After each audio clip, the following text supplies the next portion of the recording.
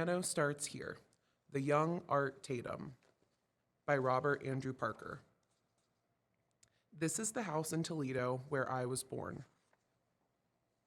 This is my father, he's a mechanic. This is my mother. She often sings in the church down the street, but she isn't singing here. She has too much cleaning to do. This is the living room. That's the piano. Every once in a while, my mother plays it, but otherwise, it sits quietly in the corner. One day, I can reach the keyboard on tiptoe. I play with one finger, then two fingers, then my fists and hands. My mother says, "That sounds nice, do it again." And I do, until she says, "Enough now, why don't you go play while it's still light outside?"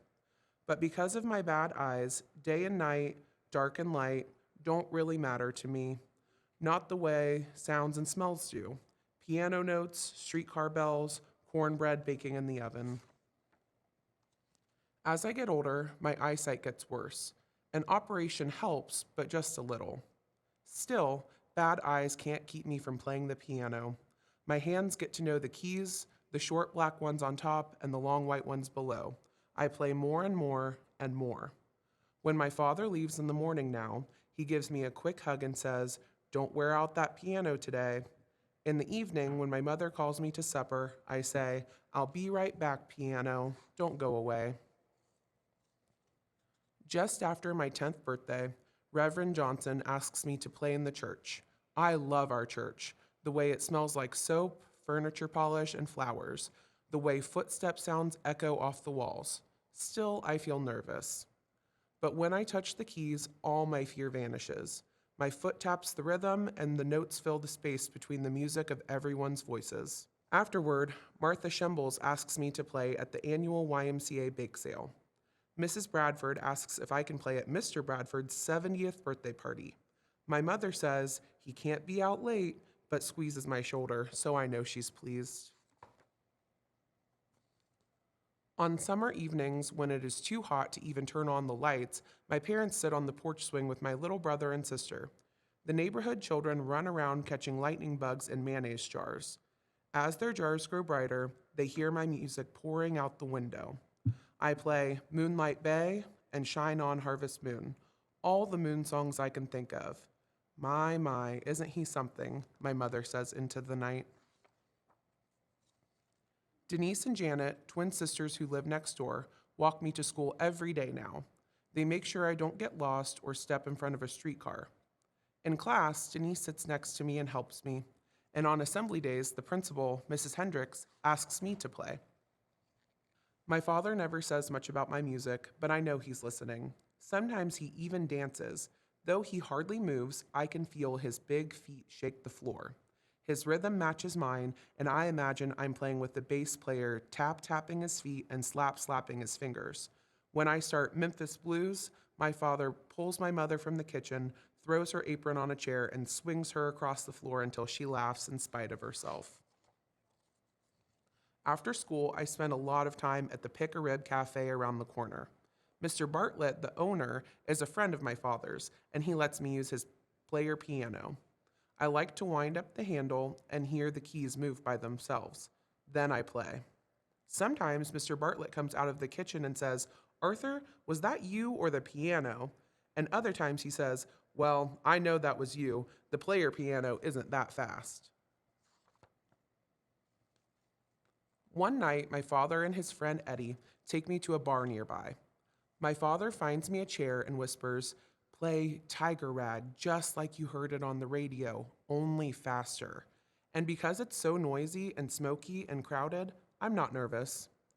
As soon as my notes fill the air, the whole place grows still. Everyone at the bar stops drinking, people at tables stop eating, waitresses stop serving.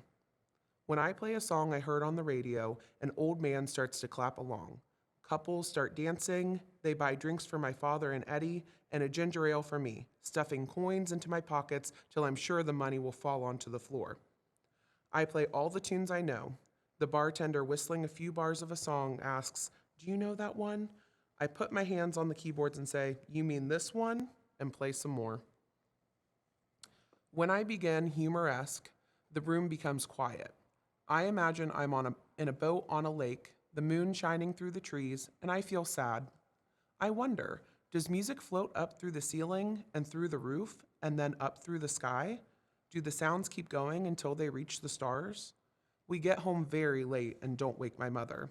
In the morning, I go to school and my father goes to work as if nothing has changed. That afternoon, I take my coins and buy my mother a round gold music box. When I lift the lid, a tiny tinkle comes out that sounds like a mouse playing, whispering. I buy my father a baseball mitt to put in his lunch pail so he can play catch during his break at the factory.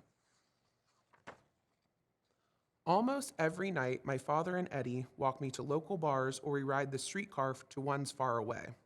Sometimes my name is on a sign outside and people come just to hear me. Now, when I play, my fingers do everything I want them to. I can make them whistle, I can make them sing, I can play one song and then weave another song in and out and through it. I often hide a song inside another and another. After You've Gone, inside Poor Butterfly, and almost always a few bars of Humoresque inside them both. One day, Mr. Storer asks me to play at his radio station 5 days a week for more money than I've ever imagined. Once people start hearing me on the radio, I'm asked to play all over the country. My music takes me farther and farther from home.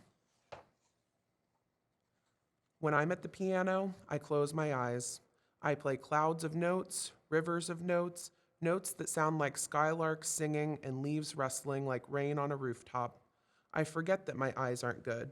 I have everything I need.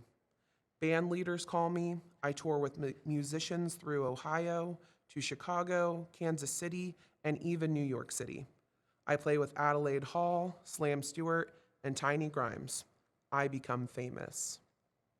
But still, late at night, as people sway around me and my foot is tapping, I think of our house in Toledo, of my mother and father and sister and brother.